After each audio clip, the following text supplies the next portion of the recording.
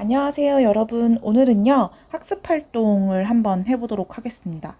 학습 활동을 하면서는요, 우리 여기 나와 있는 어지, 우리 A4용지랑 B4 용지에 있는 백지에다가 중세국어 특징 정리해보는 활동들을 계속 했었잖아. 그 활동들을 다시 한번 복습 겸 정리해보도록 할게요. 선생님이 지금 찝어주는 거, 선생님이 지금 수업하는 거 외에도 여러분들이 각자 쓸 수 있는 것들은 한번 쭉 써보는 것도 괜찮을 것 같아. 지금 잠깐 영상을 멈춰놓고 교과서에다가 다시 한번 자기가 쓸 수 있는 내용들을 한번 써보도록 합시다.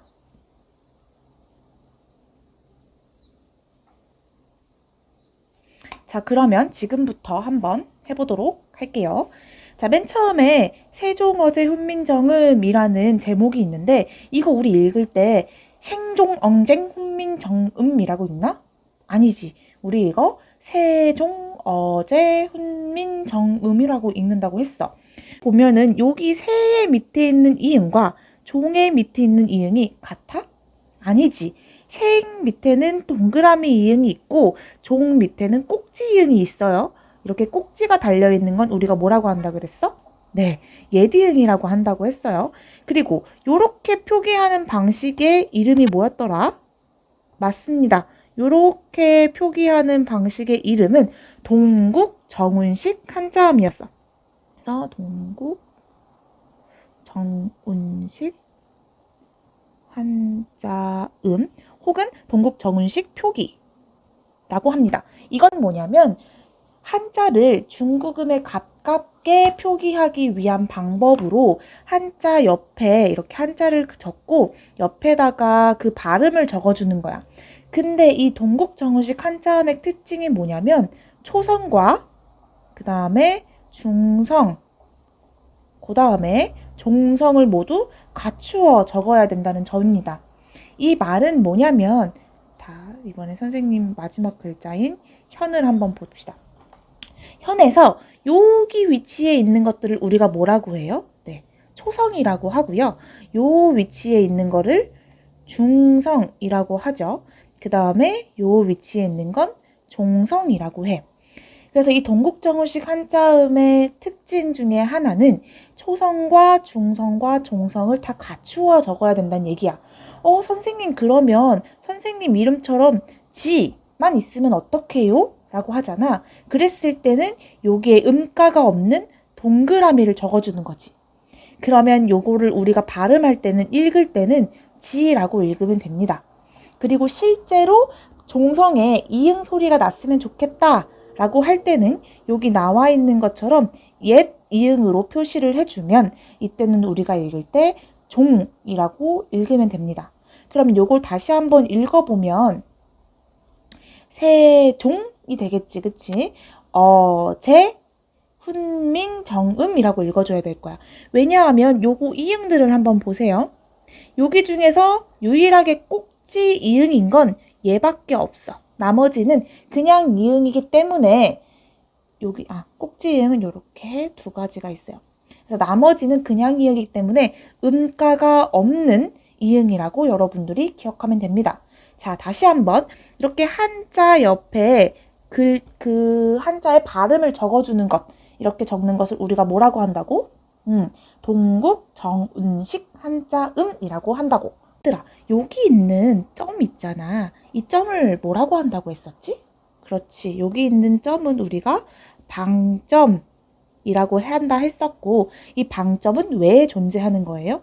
네, 성조를 표기하기 위해서 존재한다고 이야기를 했었습니다. 그다음에 나랏 말싸미, 이거 어떻게 해석해요? 네, 나라의 말이라고 하면 된다고 했었지. 그래서 여기 나오는 시옷 같은 경우에는 무엇의 라는 뜻이라고 했었고, 그 다음에 말싸미 같은 경우에는 원래 형태가 어떻게 되어 있을까? 네, 말쌈이 였겠지. 근데 여기 앞에 있는 미음이 뒤로 넘어가는 이어적기 때문에 이렇게 말싸미라고 적게 됩니다. 그래서 여기까지 나라의 말이 중국의 달아 중국과 달라라고 해석하시면 됩니다. 자, 여기 에라는 거는요, 현대국어 와, 과와 동일한 뜻입니다. 그래서 여기에 나와 있는 와, 과, 즉 비교격 조사, 비교하는 거예요.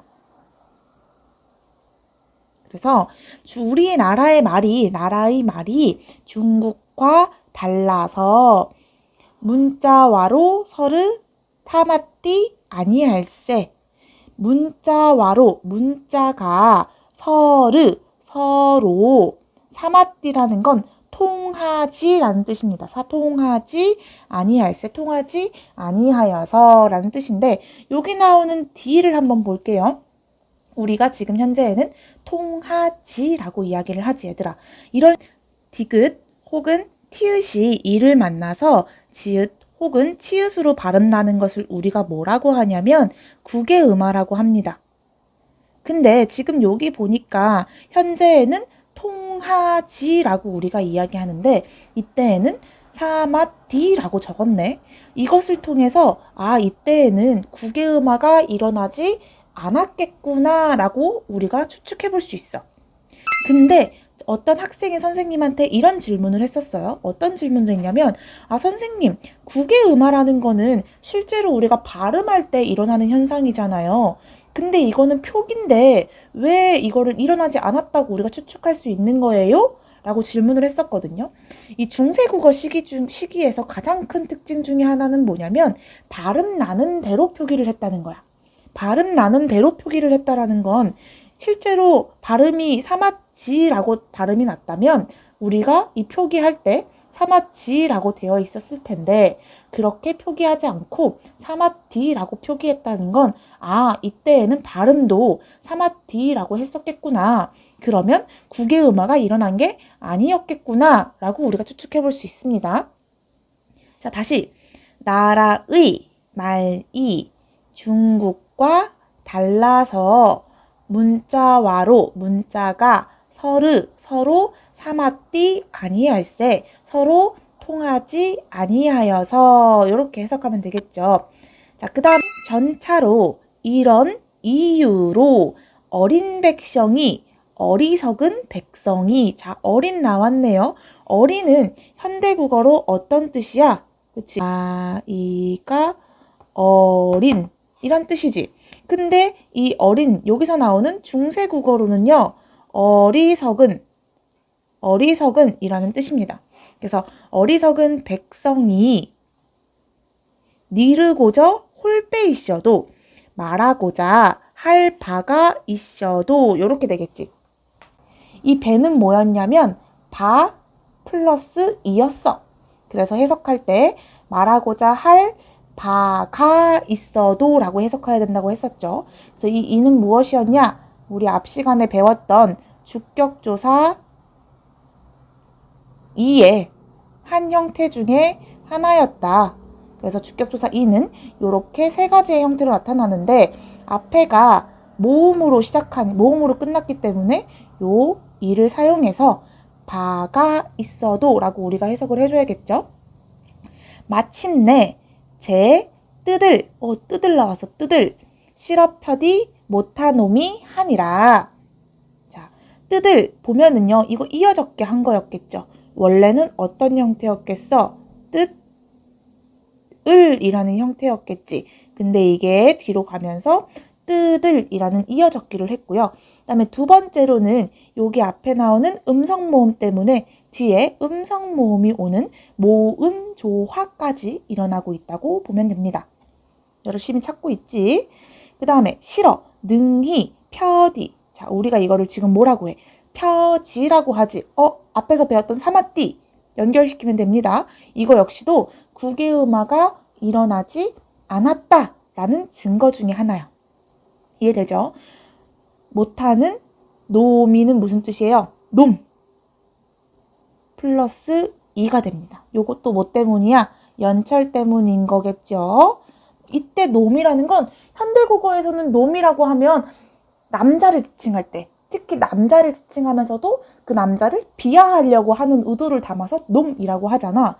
근데 이때 당시에 놈이라고 하면 그냥 사람, 일반 모든 사람들을 지칭하는 뜻이었어요. 그래서 이렇게 제 뜻을 능히 펴지 못하는 사람이 하니라 라는데 여기 나오는 하다, 요때 나오는 하다라는 뜻은요 중세국어로 많다 라는 뜻을 가지고 있어.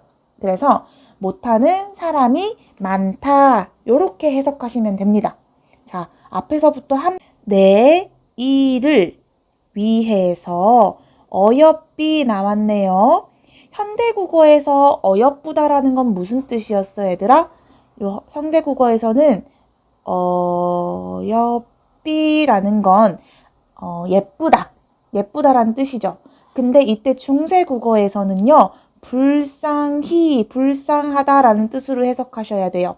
그래서 이 어여삐라는 글자는 형태도 현대국어로 달라졌고, 그 다음에 의미도 현대국어와 다르다고 이렇게 기억하면 되겠습니다.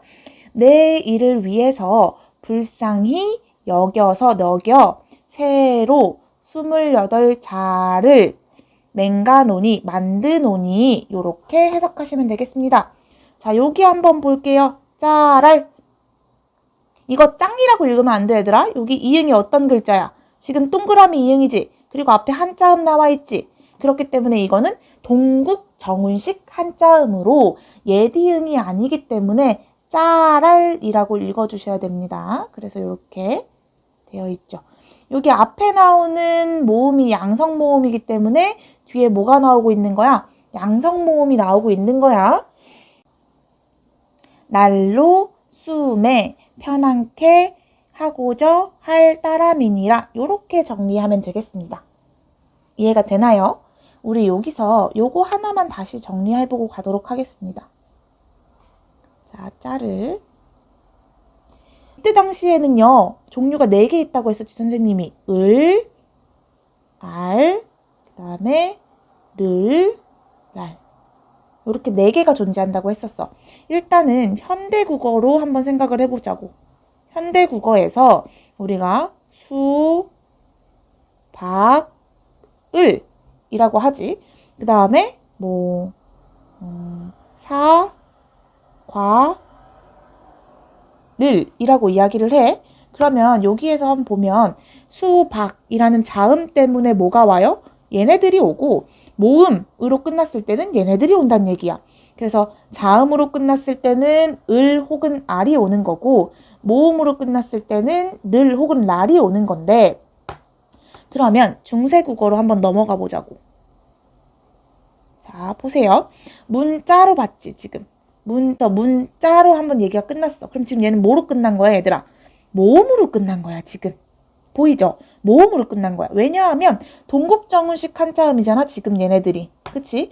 이게 지금 동국정운식 한자음이기 때문에 밑에 있는 이응은 실제 음가가 없는 이응이야. 그래서 없다고 보는 거지. 그래서 얘는 모음으로 끝났기 때문에 요 둘 중 하나가 와줘야 되는데 라는 뭐로 끝났어요? 양성 모음으로 끝났어요. 그러니까 이 와야 되는 거지. 얘는 양성 모음인 경우, 얘는 앞에 오는 모음이 음성 모음인 경우 와야 되는 거니까.